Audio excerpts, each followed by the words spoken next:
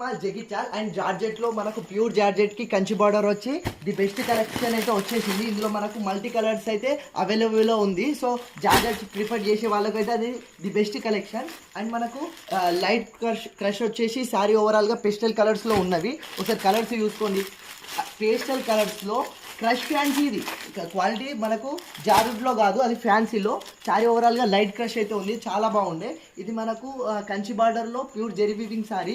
ఇందులో కూడా మనకు మల్టీ కలర్స్ అవైలబుల్లో ఉన్నవి.